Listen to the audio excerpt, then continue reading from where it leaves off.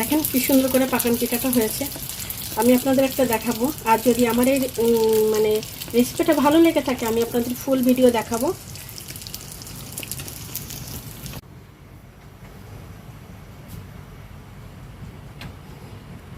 আপনাদের আমি নতুন করে একটা দিয়ে দেখাচ্ছি।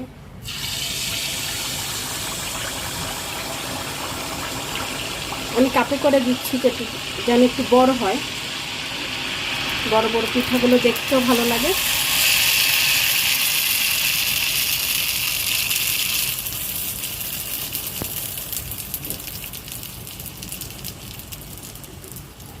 আমার প্রতিটা পিঠা এভাবে ফুলেছে।